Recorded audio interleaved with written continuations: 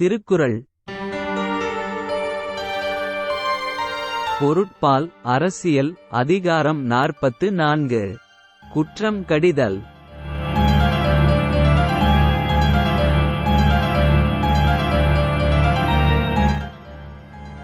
செருக்கும் சினமும் சிறுமையும் இல்லார் பெருக்கம் பெருமித நீர்த்து.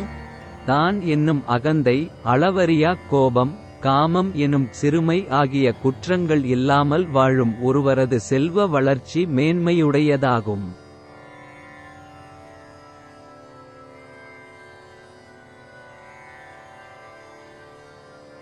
இவரலும் மாண்பு இறந்த மானமும் மானா உவகையும் ஏதம் இறைக்கு.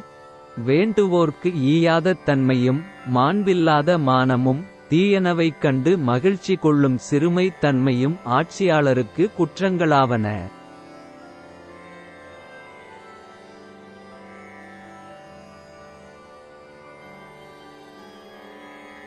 தினைத்துணையாம் குற்றம் வரினும் பனைத்துணையாக் கொள்வர் பழி நாணுவார். பழிக்கு அஞ்சும் மனம் கொண்ட சான்றோர் தினையளவு சிறு குற்றத்தையும் பனையளவிற்கு பெரிதாக எண்ணி குற்றம் வாராது காத்துக் கொள்வர்.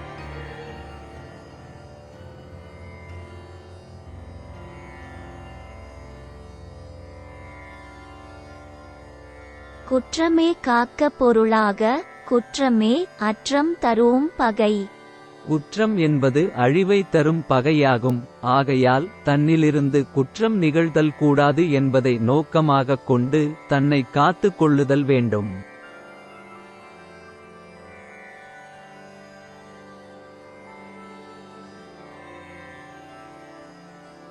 வருமுன்னர் காவாதான் வாழ்க்கை எரிமுன்னர் வைத்தூறு போல கெடும். குற்றம் வருதற்கு முன்பே அது வராமல் காத்துக் கொள்ளாதவரது வாழ்க்கையானது நெருப்பின் முன்பாக வைக்கப்பட்ட வைக்கோல் குவியல் போல அழிந்துவிடும்.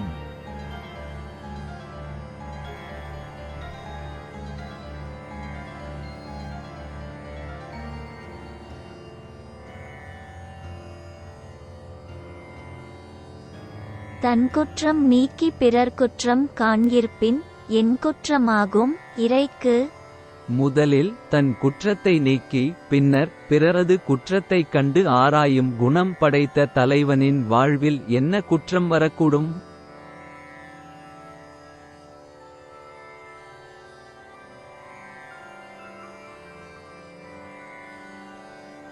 செயற்பால செய்யாது இவரியான் செல்வம் உயர்பாலது அன்றிக் கெடும்.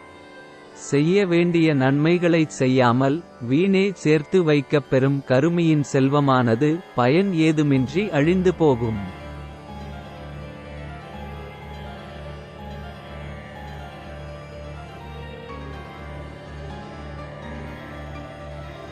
பற்றுள்ளம் என்னும் இவடன்மை எற்றுள்ளும் எண்ணப்படுவதொன்று அன்று. பொருளின்பால் கொண்ட பற்றால் வேண்டுவோர்க்கு ஈயாமல் சேர்த்து வைக்கும் மனம் படைத்த தன்மை எல்லா குற்றங்களினும் பெருங்குற்றமாக கருதிடத்தக்கதாகும்.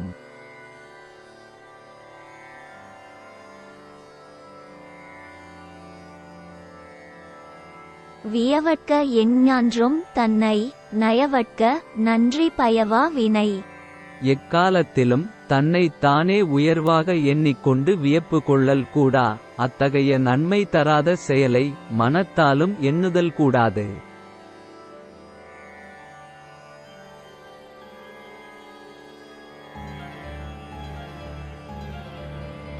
காதல காதல் அறியாமை உய்கிற்பின் ஏதில ஏதிலார் நூல்.